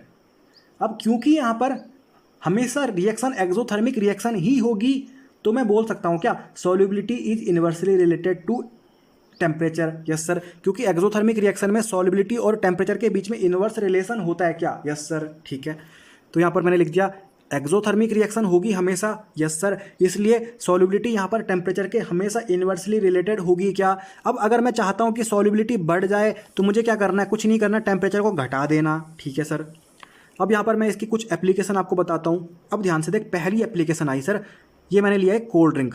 कौन सा कोल्ड ड्रिंक पसंद है तुम्हें सर, कोका कोला ले लेते हैं, कोका कोला। यस सर, अब ये आपकी कार्बोनेटेड ड्रिंक्स होती है। यस सर, यहाँ पर कार्बन डाइऑक्साइड मिली होती है, कार्बन डाइऑक्साइड मिली होती है। ठीक है सर, तो मैं चाहता हूँ ना कि कार्बन डाइऑक्साइड सॉल्युबल रहे, कार्बन डाइऑक्साइड की सॉल्युबिलिटी बढ़ जाए, तभी तो मज़ा आएगा। यस सर, तो अगर सॉल्युबिलिटी कार्बन डाइऑक्साइड की यानी गैस की बढ़ जाएगी तो टेम्परेचर को मुझे क्या करना पड़ेगा, कम करना पड़ेगा। तभी तो मैंने कोका कोला को फ्रिज में रखा, तभी तो मैंने कोका कोला को फ्रिज में रखा, ताकि टेम्परेचर कम रहेगा, तभी तो सॉल्युबिलिटी ऑफ कार्बन डाइऑक्साइड बढ़ पाएगी, तभी तो मज़ा आ पाएगा। यस सर, ठीक है, तो वही बात मैंने यहाँ पर लिख दी। Soft drinks are preferred at low temperature, क्योंकि टेम्परेचर कम रहेगा तभी तो solubility of carbon dioxide in soft drink बढ़ पाएगी, तभी तो मज़ा आ पाएगा। यस सर, मैं उम्मीद करता हूँ बात आपको समझ में आ गई। ठीक है सर, अगली एप्लीकेशन आई सर, जो फिशेज़ होती है ना, फिशेस बोल दे या एक्वेटिक स्पीसीज बोल दे, वो ना ज़्यादा कंफर्टेबल महसूस करती हैं सर लो टेम्परेचर में, यानी कोल्ड वाटर में। क्यों मेरे भाई? क्योंकि टेम्परेचर अगर कम रहेगा ना तभी तो solubility of oxygen in water बढ़ पाएगी। यस सर, बिल्कुल क्लियर। तो दोनों एप्लीकेशन तैयार। यस सर, तो कोई दिक्कत नहीं है, मैं उम्मीद करता हूँ बात आपको समझ में आ गई। ठीक है, तो यहाँ पर अगर सॉल्यूट जिस दिन तेरा गैस हो जाए तो उस दिन सॉल्युबिलिटी मोल फ्रैक्शन के टर्म्स में मेज़र होती है क्या? यस सर, ये बात अपन ने पहली देखी थी। ठीक है, दूसरी बात यहाँ पर मैंने क्या बोला कि अगर सॉल्यूट तेरा गैस हो जाए तो यहाँ पर ये जो रिएक्शन बन रही है क्या ये हमेशा एक्सोथर्मिक रिएक्शन होगी क्या? यस सर, कोई दिक्कत नहीं है, मैं उम्मीद करता हूँ बात आपको समझ में आ गई। ठीक है सर, अब आया अपना अगला फैक्टर प्रेशर। अब आया अपना अगला फैक्टर प्रेशर। तो यहाँ पर बस अपने को इतना ध्यान रखना है कि solubility of gas in liquid is directly proportional to pressure, यानी प्रेशर अगर बढ़ेगा तो solubility of gas in liquid भी बढ़ जाएगी। यस सर, ठीक है सर। और ऐसा किसने बोला? ऐसा बोला सर हेनरीज लॉ ने। किसने बोला? हेनरीज लॉ ने। तो इसका स्टेटमेंट भी देख लेते हैं। एट कांस्टेंट टेम्परेचर, यानी टेम्परेचर को कांस्टेंट किया हुआ है। ठीक है sir, the solubility of gas in liquid is directly proportional to partial pressure of gas. वही बात लिखी हुई है कि solubility of gas in liquid is directly proportional to pressure. Yes sir, ऐसा किसने बोला? हेनरीज लॉ ने बोला। ठीक है, अब इसको यहाँ पर लिख लेते हैं कि solubility of gas in liquid is directly proportional to pressure of gas, यानी पार्शियल प्रेशर ऑफ गैस। ठीक है सर, अब यहाँ पर जो ये प्रोपोर्शनल दिख रहा है आपको, इसको हटाने के लिए यहाँ पर अपन एक प्रोपोर्शनलिटी कांस्टेंट यूज़ करते हैं। तो यहाँ पर मैंने यूज़ कर लिया KH, और इस KH को बोलते हैं अपन हेनरीज कांस्टेंट। क्या बोलते हैं? Henrys constant. ये लिख दिया मैंने, हेनरी कांस्टेंट। हेनरी कांस्टेंट, बिल्कुल सिंपल खेल, कोई दिक्कत नहीं है। मैं उम्मीद करता हूँ बात आपको समझ में आ गई। तो ये अपने को ध्यान रखना है। इसी को अपन बोलते हैं सर हेनरीज लॉ। इसी को अपन बोलते हैं सर हेनरीज लॉ। बात समझ में आ गई? Yes sir. अब ध्यान से देख, स्टार्टिंग में मैंने आपको एक चीज़ बताई थी कि जो सॉल्युबिलिटी होती है उसकी यूनिट क्या होती है सर? मोल पर लीटर होती है क्या? तो सॉल्युबिलिटी की यूनिट मान ले, क्या है सर? मोल पर लीटर है। मोल पर लीटर है। Yes sir. तो यहाँ पर अगर तुझे हेनरीज कांस्टेंट की यूनिट निकालनी है तो कैसे निकालेगा? ध्यान से देख, तो Henry constant equal to S upon pressure. ठीक है, तो S की यूनिट कितनी है सर? मोल पर लीटर। प्रेशर की यूनिट मान ले एटमॉस्फेयर है। ठीक है, प्रेशर की यूनिट मान ले एटमॉस्फेयर है। तो ये तुम्हारी KH की यूनिट क्या हो गई? मोल अपॉन लीटर एटमॉस्फेयर, यानी मोल पर लीटर पर एटमॉस्फेयर। ये आपकी किसकी यूनिट हो गई सर? KH की यूनिट हो गई। बिल्कुल सिंपल खेल है, कोई दिक्कत नहीं है। मैं उम्मीद करता हूँ बात आपको समझ में आ गई। ठीक है, अगर मान ले प्रेशर की यूनिट बार में दे रखी है तो ये यहाँ पर KH की यूनिट क्या हो जाएगी? मोल पर लीटर पर बार पर बार। बिल्कुल सिंपल खेल है यार, बिल्कुल सिंपल खेल है ये। तो यहाँ पर ये जो मैंने S equal to KH into P लिखा हुआ है, यही आपका क्या सर? हेनरीज लॉ है। यही आपका क्या सर? हेनरीज लॉ है। ये क्या बताता है कि sir solubility of gas in liquid is directly proportional to pressure, is directly proportional to pressure of gas. बिल्कुल सिंपल खेल। आज के बाद यही आपका क्या हो गया सर? हेनरीज लॉ हो गया। हेनरीज लॉ कोई तुझसे पूछे कुछ मत ध्यान रखना, बस सिंपल सा इतना बात ध्यान रखना कि solubility of gas in liquid is directly proportional to pressure of gas. बिल्कुल सिंपल खेल। Yes sir. अब एक नया साइंटिस्ट आया सर, डाल्टन। तो डाल्टन ने बोला कि मैं हेनरीज लॉ को थोड़ा सा मॉडिफाई करना चाहता हूँ। तो उससे पूछा गया कि क्यों भाई, हेनरी लॉ क्या गलत था?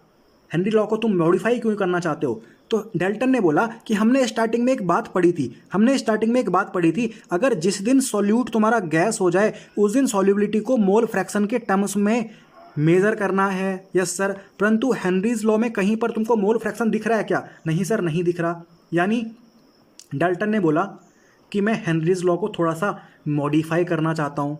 Yes sir. तो वही बात मैंने यहाँ पर लिख दी, ध्यान से देख, डाल्टन्स मॉडिफाइड हेनरीज लॉ। तो वही बात यहाँ पर लिख दी, solubility of gas in liquid is measured in terms of mole fraction. Yes sir. यानी अभी तक जो अपन एस लिख रहे थे यानी सॉल्युबिलिटी लिख रहे थे, तो अब सॉल्युबिलिटी को सॉल्युबिलिटी नहीं लिखेंगे, सॉल्युबिलिटी को मैं मेज़र करूंगा सर मोल फ्रैक्शन के टर्म्स में। तो अब जहाँ पर अपन एस लिखते थे वहाँ पर अपन एक्स लिखेंगे। यस सर, क्योंकि सॉल्युबिलिटी को मैं मोल फ्रैक्शन के टर्म्स में मैं मेज़र करने वाला हूँ। ठीक है सर, बात समझ में आ गई? क्यों? क्योंकि यहाँ पर जो तुम्हारा सॉल्यूट है वो क्या है सर? गैस है। यस सर, तो पहली लाइन क्लियर? Yes sir. तो यहाँ पर ध्यान से देख, अभी तक अपन क्या बोल रहे थे सर हेनरीज लॉ में कि जो सॉल्युबिलिटी है वो प्रेशर के क्या है सर? डायरेक्टली प्रोपोर्शनल है। तो pressure is directly proportional to solubility of gas in liquid. अभी तक अपन ऐसा बोल रहे थे। यस सर, तो डाल्टन ने क्या बोला? सॉल्युबिलिटी को ऐसा मत लिखो, अब सॉल्युबिलिटी को मैं मेजर करूंगा सर मोल फ्रैक्शन के टर्म्स में। यस सर, यहाँ पर प्रेशर का प्रेशर वैसा का वैसा मैंने लिख दिया। यस सर, तो ये किसने बोला? ये बोला सर हेनरी ने। ये किसने बोला? ये बोला सर डाल्टन ने। डाल्टन ने। यस सर, बिल्कुल सिंपल खेल, कोई दिक्कत नहीं है, बिल्कुल सिंपल खेल, कोई दिक्कत नहीं है। ये किसने बोला सर? हेनरी ने बोला। ये किसने बोला सर? डाल्टन ने बोला। यस सर, ठीक है, तो वही बात मैंने यहां पर लिख दी, partial pressure of gas in liquid is directly proportional to mole fraction of gas in solution. Mole fraction of gas in solution, बिल्कुल सिंपल खेल। यस सर, अब यहां पर देख, ये जो प्रोपोर्शनल दिख रहा है इसको हटाने के लिए मुझे यहाँ पर वापस से प्रोपोर्शनैलिटी कांस्टेंट यूज़ करना पड़ेगा। तो मैंने बोल दिया sir pressure equal to K H into x, के एच इंटू एक्स। तो ये हो गया तेरा डाल्टन्स मॉडिफाइड हेनरीज लॉ, यानी हेनरीज लॉ का मॉडिफाइड वर्जन ये रहा। यहाँ पर जो दिक्कत आ रही थी कि सर हेनरीज लॉ में मोल फ्रैक्शन का कहीं पर कुछ जिक्र ही नहीं हो रहा, तो अब देख मोल फ्रैक्शन का जिक्र हो गया, यानी जो सॉल्युबिलिटी थी उसको मैंने मोल फ्रैक्शन के टर्म्स में मेजर कर लिया। यस सर, तो ये आपका फॉर्मूला बन गया, इसको अपन बोलते हैं sir modified version of Henry's law. Modified version of Henry's law, यानी अब जो भी क्वेश्चन हमको सॉल्व करना है, जो भी हमको न्यूमेरिकल्स पूछे जाएंगे उसको अपन इसी से सॉल्व करेंगे, उनको अपन इसी से सॉल्व करेंगे, इसी फॉर्मूले से सॉल्व करेंगे। ठीक है सर, अभी अपन बहुत सारे क्वेश्चन प्रैक्टिस करेंगे, पूरा आपका खेल तैयार हो जाएगा, कोई दिक्कत नहीं है, कोई दिक्कत नहीं है सर। ये आपका हो गया modified version of Henry's law. Modified version of Henry's law, pressure equal to K H into mole fraction. Yes sir, बिल्कुल सिंपल। ये मोल फ्रैक्शन किसका है sir? Mole fraction of gas in solution, mole fraction of gas in solution. अब ध्यान से देख यार, अब ध्यान से देख, मोल फ्रैक्शन का जो कंसंट्रेशन टर्म था, कंसंट्रेशन टर्म जब अपन लेक्चर नंबर 2 में पढ़ रहे थे वहाँ पर अपन ने मोल फ्रैक्शन पढ़ा था क्या? यस सर, हमने एक बात देखी थी कि जो मोल फ्रैक्शन का फॉर्मूला होता है वो क्या होता है। ध्यान से देख, जैसे मैं बोलूँ कि ये एक सॉल्यूशन है, यहाँ पर एक तो ए है और एक बी है, यानी ये बाइनरी सॉल्यूशन है, तो एक कंपोनेंट ए, एक कंपोनेंट बी। ठीक है, तो अगर मुझे मोल फ्रैक्शन ए का निकालना है, यस सर, तो मैंने फॉर्मूला कैसे देखा था सर? ए के moles upon total moles. Total moles मतलब ए के मोल्स प्लस बी के मोल्स। यस सर, तो यहाँ पर देख क्या लिखा हुआ है, यहाँ पर देख क्या लिखा हुआ है, मोल fraction of gas in solution, mole fraction of gas in solution. तो इसको अपन कैसे लिख सकते हैं? मोल फ्रैक्शन गैस का निकालना है ना। यस सर, इक्वल टू, तो ऊपर मुझे गैस के ही मोल्स लिखने पड़ेंगे क्या? यस सर, अपॉन नीचे मुझे टोटल मोल्स लिखने पड़ेंगे क्या? टोटल मोल्स मतलब total moles in solution, total moles in solution मतलब total moles of solute plus total moles of solvent. ठीक है, तो सॉल्यूट यहाँ पर कौन है सर? गैस है। सॉल्वेंट यहाँ पर कौन है? हम क्या पढ़ रहे हैं? Solubility of gas in liquid, यानी सॉल्वेंट मेरा कौन है सर? लिक्विड है। तो यहाँ पर मैंने लिख दिया number of moles of gas plus number of moles of liquid. ये मेरा सॉल्यूट, ये मेरा सॉल्वेंट, दोनों को मिला के मेरा सॉल्यूशन। तभी तो मैं बोलता हूँ कि नीचे अपन क्या लिखते हैं? टोटल नंबर ऑफ मोल्स, यानी number of moles of solution. बात समझ में आ गई? ठीक है, परंतु जब अपन क्वेश्चन प्रैक्टिस करेंगे और नीट के जब 38 सालों के PYQ में अगर आप देखोगे ना, तो अगर 100 बार क्वेश्चन पूछा जाए तो उनमें से 98 बार आपको ना क्वेश्चन पूछा जाता है डाइल्यूट सॉल्यूशन का। डाइल्यूट सॉल्यूशन, डाइल्यूट सॉल्यूशन मतलब यहाँ पर मैंने सॉल्वेंट बहुत ज़्यादा डाल दिया, मतलब सॉल्वेंट बहुत ज़्यादा है यानी सॉल्यूट बहुत कम है, तो अपन number of moles of solute को यहाँ पर इग्नोर कर सकते हैं। क्या कर सकते हैं सर? इग्नोर कर सकते हैं। तो यहाँ पर मैंने लिख दिया for dilute solution, for dilute solution ये फॉर्मूला कैसा हो जाएगा? Mole fraction of gas equal to number of mole of gas upon number of mole of liquid. ये काय के लिए सर? डाइल्यूट सॉल्यूशन के लिए। जनरली अपने पास जो क्वेश्चन पूछा जाता है वो डाइल्यूट सॉल्यूशन में ही पूछा जाता है। Yes sir. तो यहाँ पर मैं number of moles of gas को यानी सॉल्यूट के मोल्स को इग्नोर कर सकता हूँ। मैं उम्मीद करता हूँ बात आपको समझ में आ गई। यस सर, ठीक है, कोई दिक्कत नहीं है, कोई दिक्कत नहीं है सर, ठीक है सर। अब ध्यान से देखिए यार, मैंने आपको लेक्चर नंबर 2 में कंसंट्रेशन टर्म्स पढ़ाए थे क्या? Yes sir. वहाँ पर मोल फ्रैक्शन भी पढ़ाया क्या? Yes sir. तो यहाँ पर देख, ऊपर भी मोल्स नीचे भी मोल्स, तो दोनों की यूनिट सेम होगी तो कट जाएगी, यानी जो अपना मोल फ्रैक्शन होता है क्या वो यूनिटलेस होता है क्या? क्या वो यूनिटलेस होता है क्या? यूनिटलेस होता है क्या? यस सर, वो यूनिटलेस होता है। बिल्कुल सिंपल खेल, ठीक है सर। अगर एक्स यानी मोल फ्रैक्शन गैस का यूनिटलेस है तो मतलब जो KH की यूनिट होगी ना, जो KH की यूनिट होगी वो प्रेशर जैसी ही तो होगी। जैसी प्रेशर की यूनिट सेम टू सेम तेरी KH की भी यूनिट होगी। KH मेरा क्या है? KH होता है अपना हेनरी कांस्टेंट। ये लिख दिया मैंने, हेनरी कांस्टेंट, यानी जो प्रेशर की unit same to same KH की यूनिट, ठीक है सर। तो प्रेशर की मैंने आपको 5 यूनिट पढ़ाई थी, तो अगर प्रेशर की यूनिट एटमॉस्फेयर तो KH की यूनिट भी क्या होगी सर? एटमॉस्फेयर होगी। प्रेशर की यूनिट अगर पास्कल हो गई तो KH की यूनिट भी पास्कल हो जाएगी। अगर प्रेशर की यूनिट बार हो गई तो KH की यूनिट भी बार हो जाएगी। अगर प्रेशर की यूनिट mm ऑफ Hg हो गया तो KH की यूनिट भी mm ऑफ Hg हो जाएगी। बिल्कुल सिंपल सी बात है यार। अगर प्रेशर की यूनिट टॉर हो गई तो KH की यूनिट भी टॉर हो जाएगी। बिल्कुल सिंपल खेल। इनके 5 यूनिट्स के बारे में मैंने आपको स्टार्टिंग में बताया था, इनके बीच का रिलेशन भी मैंने आपको बता रखा है। यस सर, क्योंकि यहाँ पर जो अपना मोल फ्रैक्शन है वो यूनिटलेस है, यानी जो KH की यूनिट होगी वो सेम टू सेम प्रेशर की यूनिट जैसी होगी। क्या? प्रेशर की यूनिट एटमॉस्फेयर तो KH की यूनिट भी एटमॉस्फेयर, प्रेशर की यूनिट पास्कल तो KH की यूनिट भी पास्कल, प्रेशर की यूनिट बार तो KH की यूनिट भी बार, प्रेशर की यूनिट mm ऑफ Hg तो KH की यूनिट भी mm ऑफ Hg, प्रेशर की यूनिट टॉर तो KH की यूनिट भी टॉर। बिल्कुल सिंपल खेल। मैं उम्मीद करता हूँ बात आपको समझ में आ गई। मैं उम्मीद करता हूँ बात आपको समझ में आ गई, ठीक है सर। यहाँ पर ये जो x लिखा हुआ है ये क्या sir? Mole fraction of gas, mole fraction of gas in solution, ठीक है। तो अगर डाइल्यूट सॉल्यूशन दे रखा है तो x की जगह में तो ये लिख देना, number of moles of gas upon number of moles of solvent यानी लिक्विड, ठीक है। और जनरली तेरे को डाइल्यूट सॉल्यूशन ही दिया रहेगा, जनरली तेरे को डाइल्यूट सॉल्यूशन ही दिया रहेगा। Yes sir. तो अपना जो सबसे इंपॉर्टेंट फॉर्मूला है वो अपना यही है, इसको बोलते हैं अपन modified version of Henry's law. Pressure equal to KH into x, pressure equal to KH into x, ठीक है। ये जो x है ये क्या है सर?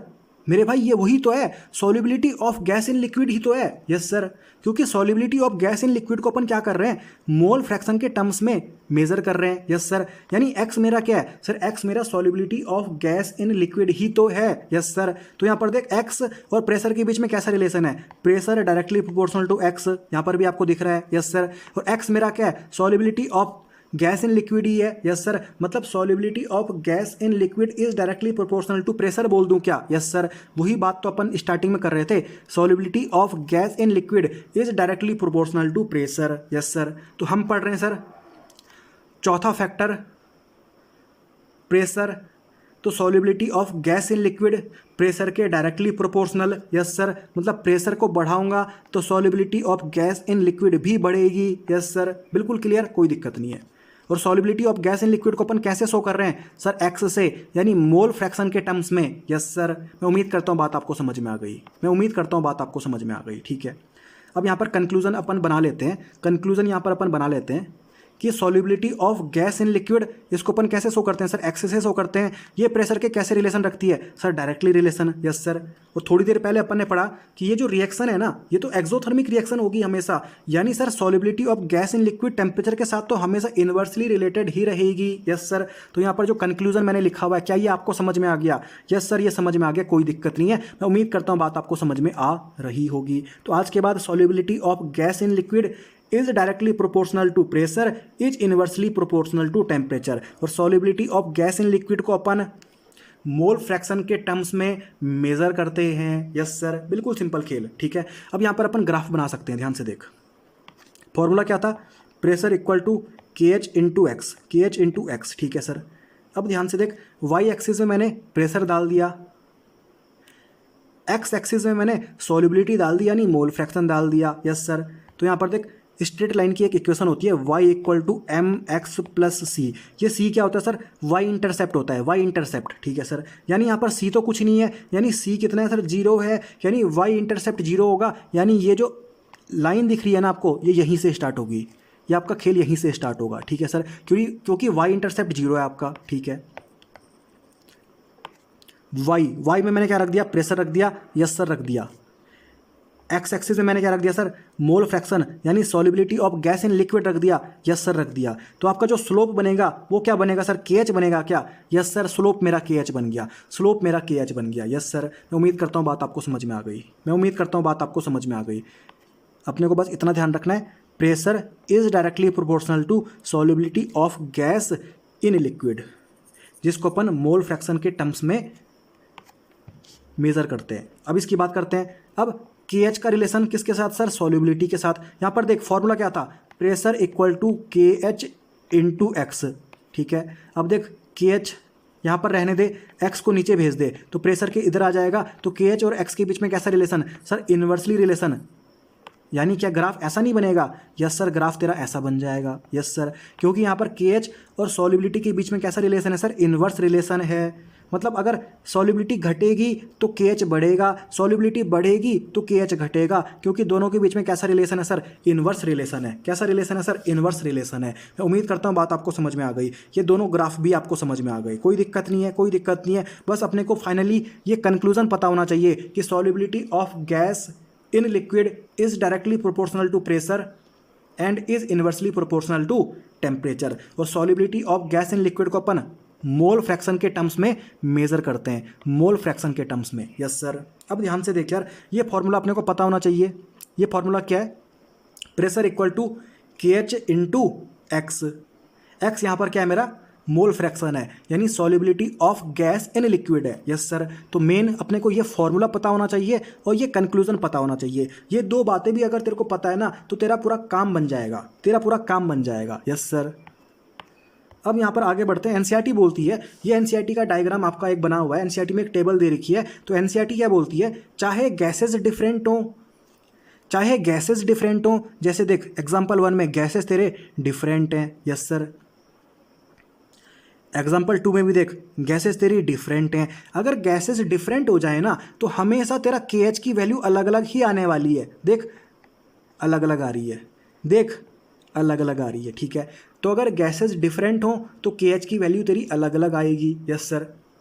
दूसरी बात NCERT बोलती है, अगर टेम्परेचर भी डिफरेंट हो ना तो KH की वैल्यू अलग अलग ही आएगी। अब यहाँ पर देख एग्जाम्पल 3 में गैसेस तो सेम हो गई, परंतु देख टेम्परेचर अलग अलग है। बस ये देखना है अपने को, चाहे गैसेस अलग अलग हो जाएं, चाहे टेम्परेचर अलग अलग हो जाए, KH की वैल्यू अलग अलग आएगी। ये अपने को याद नहीं करना। ऐसे मत करना कि तुमने ये याद करने लग गए, भाई ये याद नहीं करना। बस अपने को ये लाइन पता होनी चाहिए कि अगर गैसेस डिफरेंट हो तो KH की वैल्यू भी अलग अलग आएगी, और अगर गैसेस सेम हो परंतु टेम्परेचर डिफरेंट हो तभी भी अपनी KH की वैल्यू अलग अलग ही आएगी। मैं उम्मीद करता हूँ बात आपको समझ में आ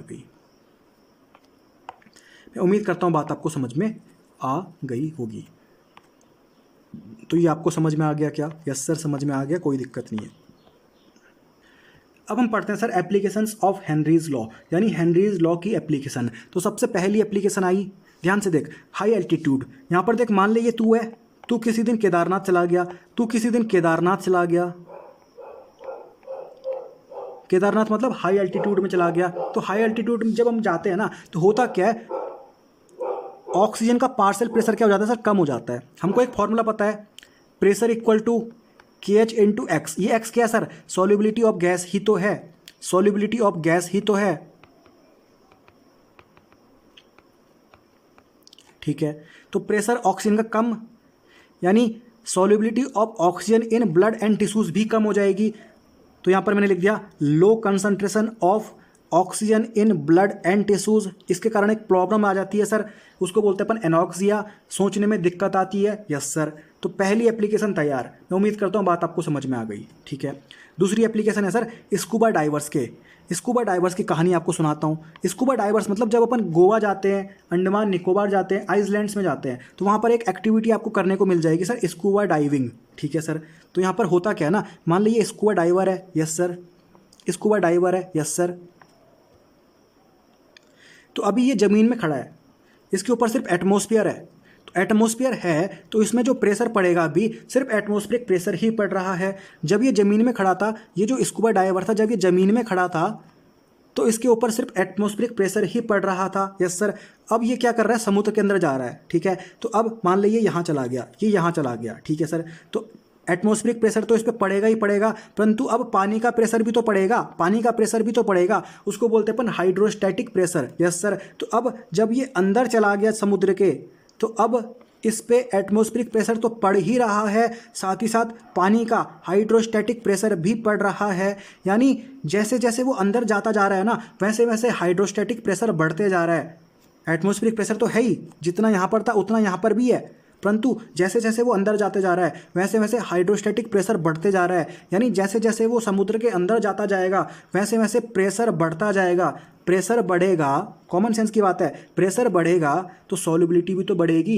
हमको फॉर्मूला पता है यार, pressure equal to KH into x, x मतलब सॉल्युबिलिटी ही तो है। प्रेशर बढ़ेगा तो सॉल्युबिलिटी भी तो बढ़ेगी, यस सर। तो जैसे जैसे वो अंदर जाता जा रहा है प्रेशर बढ़ता जा रहा है, प्रेशर बढ़ता जा रहा है तो solubility of oxygen in blood भी बढ़ती जा रही है, यस सर।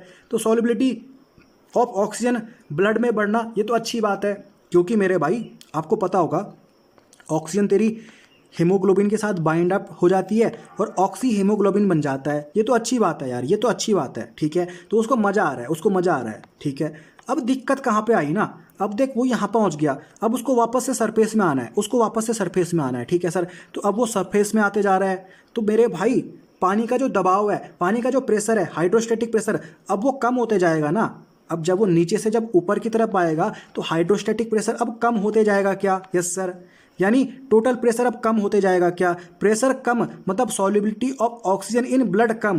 तो यहाँ पर उसकी नसें फट जाती हैं मेरे भाई, नसें फट जाती हैं, नसें फट जाती हैं। क्योंकि अगर आपको पता होगा एटमॉस्फेयर की जो एयर होती है वहाँ पर नाइट्रोजन तेरी 70% होती है, नाइट्रोजन वहाँ पर 70% होती है, ठीक है। हमारी जो ऑक्सीजन है ना वो तो हीमोग्लोबिन के साथ बाइंड अप करके ऑक्सी हीमोग्लोबिन बना देती है, परंतु जो नाइट्रोजन होती है वो किसी के साथ बाइंड अप नहीं कर पाती। तो जब प्रेशर घट रहा है तो सॉल्युबिलिटी भी गैसेस की घटेगी, यस सर। सॉल्युबिलिटी भी गैसेस की घटेगी, यस सर। तो यहाँ पर नस फट जाती है मेरे भाई, नस फट जाती है, नस फट जाती हैं। इसको अपन बोलते हैं सर बैंड्स, इसको अपन बोलते हैं बैंड्स, ठीक है। अब ये बंदा गया था अंदर, ये बंदा अंदर गया था, जब नीचे पहुँचा तो इसको मज़ा आ गया, क्योंकि जब ये नीचे जा रहा था तो प्रेशर बढ़ रहा था तो सॉल्युबिलिटी भी बढ़ रही थी, यस सर। तो मज़ा आ गया सर, मज़ा आ गया। परंतु जब ये ऊपर आया तो जब ये यहाँ पहुँचा ना, इसने अपने हाथों को देखा और हाथों में खून ही खून, बिल्कुल लहूलुहान हो रखा है भाई, वो लहूलुहान। अब लोगों को लग रहा है भाई कि इसको अंदर किसी मछली ने काट लिया होगा, परंतु मछली वछली ने किसी ने नहीं काटा उसको मेरे भाई, उसको हो चुका है बैंड्स। बैंड्स मतलब नसें फटना, उसकी नसें फट गई मेरे भाई। बैंड्स क्या होता है, क्योंकि हमको पता है कि जो एटमॉस्फेरिक एयर होती है वहाँ पर नाइट्रोजन लगभग 70% होता है, ठीक है। तो बैंड्स कुछ नहीं होता, नाइट्रोजन के बबल्स इन ब्लड, ब्लड में नाइट्रोजन के बबल्स बन जाते हैं, क्योंकि नाइट्रोजन ऑक्सीजन की तरह हीमोग्लोबिन के साथ बाइंड अप नहीं करता, तो यहाँ पर नाइट्रोजन बबल्स के फॉर्म में ब्लड में घूमता रहता है, ठीक है। तो यहाँ पर नसें फट जाती हैं, नसें फट जाती हैं, खून बाहर, बंदा लहूलुहान, बंदा लहूलुहान, यस सर। तो अब दिक्कत आ रही है, तो मेरे भाई स्कूबा डाइविंग में तो दिक्कत आती है, तो भाई स्कूबा डाइवर्स अब क्या करें। तो मेरे भाई फिर यहाँ पर देख क्या हुआ, सॉल्यूशन इसका क्या निकल के आया कि जो ब्रीथिंग किट तुम पहन के जा रहे हो ना उसको बोलते हैं अपन स्कूबा। तो जो डाइवर्स अंदर जाते थे अब वो स्कूबा लगा के जाएंगे। स्कूबा एक क्या होती है, ब्रीथिंग किट होती है, तभी तो उनको बोलते हैं स्कूबा डाइवर्स, ठीक है सर। तो स्कूबा में क्या होता है सर, हीलियम गैस यूज़ की जाती है, हीलियम गैस यूज़ की जाती है। हीलियम गैस क्यों यूज़ की जाती है, क्योंकि हीलियम गैस की ब्लड में सॉल्युबिलिटी कम है। अगर सॉल्युबल ही कम होगा तो मेरे भाई दिक्कत नहीं होगी ना, दिक्कत नहीं होगी, ठीक है सर। तो यहाँ पर हीलियम गैस यूज़ की जाती है ब्रीथिंग किट में, यस सर। तो यहाँ पर देख, जब हम पहले की बात कर रहे थे तो एटमॉस्फेरिक नाइट्रोजन कितनी होती है सर, 70%। तो अब ये देख नाइट्रोजन का कंटेंट तुमने कम कर दिया स्कूबा में, यानी ब्रीथिंग किट में नाइट्रोजन का कंटेंट तुमने कम कर दिया, यस सर। तुमने क्या बढ़ा दिया सर, हीलियम बढ़ा दिया, हीलियम डाल दिया तुमने, ठीक है। हीलियम क्या होती है सर, लो सॉल्युबिलिटी रखती है सर ब्लड में। तो यहाँ पर तुमको ध्यान रखना है, ब्रीथिंग किट में यानी स्कूबा में 11.7% हीलियम होती है, 56.2% नाइट्रोजन होती है और 32.1% ऑक्सीजन होती है। यस सर, तो मैं उम्मीद करता हूँ बात आपको समझ में आ गई। अब जब तुम स्कूबा पहन के यानी ब्रीथिंग किट लेके समुद्र के अंदर जाओगे तो यहाँ पर तुमको एक बात पता है कि यहाँ पर हीलियम गैस यूज़ हो रही है। यस सर, उसकी सॉल्युबिलिटी कम होती है। यस सर, तो यहाँ पर तुमको बैंड्स की प्रॉब्लम नहीं होगी। अब बैंड्स की प्रॉब्लम नहीं होती, यानी नसें फटने की दिक्कत अब नहीं आने वाली। बिल्कुल बंदा अब सुरक्षित वापस आ जाएगा। यस सर, मैं उम्मीद करता हूँ बात आपको समझ में आ गई, ठीक है। तो ये आपके 2 एप्लीकेशंस थे हेनरीज लॉ के। पहला एप्लीकेशन ये रहा, दूसरा एप्लीकेशन ये रहा। तो ये आपको ध्यान रखने हैं। अब हम बात करते हैं sir limitations of Henry's law की, यानी हेनरीज लॉ के लिमिटेशंस के ऊपर चर्चा करते हैं। तो आज के बाद हेनरीज लॉ की 4 लिमिटेशन, पहली, दूसरी, तीसरी, चौथी। यस सर, एक बात मुझे पता है, solubility of gas in liquid is directly proportional to pressure of gas is inversely proportional to temperature. मैं चाहता हूं कि सॉल्युबिलिटी बढ़ जाए तो मुझे प्रेशर को बढ़ाना पड़ेगा, मुझे टेम्परेचर को घटाना पड़ेगा। परंतु ऐसा मत कर देना कि टेम्परेचर को बहुत ज़्यादा घटा दिया, टेम्परेचर को बहुत ज़्यादा मत घटा देना, वरना भाई बर्फ़ जम जाएगी, फिर कोई मतलब ही नहीं रहेगा।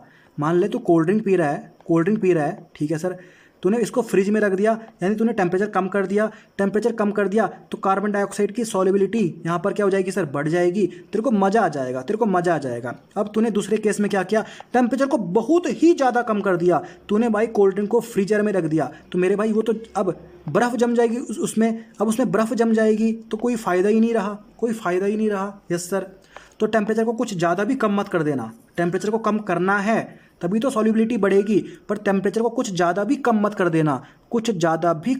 देना, यस सर। तो यहाँ पर मैंने वही बात लिख दी, temperature should not be too low. बिल्कुल क्लियर, ठीक है सर। सिमिलरली देख, प्रेशर बढ़ेगा तभी तो सॉल्युबिलिटी बढ़ेगी, पर प्रेशर को कुछ ज़्यादा भी मत बढ़ा देना, वही बात यहाँ पर लिख दी, pressure should not be too high. बिल्कुल सिंपल खेल, यस सर। तो 2 लिमिटेशन आपको तैयार। आगे बढ़ते हैं तीसरी लिमिटेशन की तरफ, gas should not react with solvent. ठीक है सर, जो हमारा गैस है ना, गैस यहाँ पर क्या है, सॉल्यूट है, और यहाँ पर जो सॉल्वेंट है वो कौन है सर, लिक्विड है। ठीक है सर, तो यहाँ पर ध्यान से देख, gas should not react with solvent, यानी यहाँ पर जो एग्जांपल मैंने ले लिया सर NH3, ये अपना गैस है, यहाँ पर जो सॉल्वेंट है कौन है सर, HCl है, परंतु यहाँ पर तुमको देखने को मिल रहा है जो NH3 गैस थी वो सॉल्वेंट HCl के साथ रिएक्ट कर गई, यहाँ पर NH4Cl बन गया। यस सर, तो गैस अपने को ऐसी नहीं लेनी, गैस अपनी सॉल्वेंट के साथ रिएक्ट नहीं करनी चाहिए। यस सर, तो हम कैसी गैस लेंगे सर, N2O2, ये आपकी सॉल्वेंट के साथ रिएक्ट नहीं करती। यस सर, ये आपकी क्या है सर, लिमिटेशंस हैं हेनरीज लॉ की, gas should not react with solvent. ठीक है, आगे बढ़ते हैं अपन, गैस शुड नॉट डिसोसिएट और एसोसिएट इन सॉल्वेंट, गैस सॉल्वेंट में टूटनी नहीं चाहिए, डिसोसिएट नहीं होनी चाहिए। जैसे मैंने यहाँ पर एक गैस ले ली HCl, ये मैंने यहाँ पर क्या ले लिया, सॉल्वेंट ले लिया, परंतु मैंने देखा गैस तो आयंस में टूट गई, H3O plus Cl minus ion, तो यहाँ पर ऐसा खेल नहीं होना चाहिए। तो ये इसकी क्या है सर, लिमिटेशन है। तो 4 लिमिटेशन अपने को ध्यान रखनी है, प्रेशर बहुत ज़्यादा नहीं होना चाहिए, टेम्परेचर बहुत कम नहीं होना चाहिए, जो गैस तुम ले रहे हो ना वो सॉल्वेंट के साथ रिएक्ट नहीं करनी चाहिए। चौथी बात, गैस डिसोसिएट एंड एसोसिएट नहीं करनी चाहिए सॉल्वेंट में। तो मैं उम्मीद करता हूँ बात आपको समझ में आ गई। ये 4 थी आपकी लिमिटेशंस ऑफ हेनरीज लॉ। अब अपन क्या करेंगे, इससे रिलेटेड बहुत सारे क्वेश्चन प्रैक्टिस करेंगे, लगभग 20 क्वेश्चन प्रैक्टिस करेंगे sir solubility and Henry's law से रिलेटेड, ताकि पूरा आज का लेक्चर अपना तैयार हो जाए। मैं उम्मीद करता हूँ बात आपको समझ में आ गई। तो अब आपके पास एक अगली वीडियो आएगी जहाँ पर मैं आपको इस लेक्चर से रिलेटेड क्वेश्चन प्रैक्टिस कराने वाला हूँ। बहुत बहुत धन्यवाद।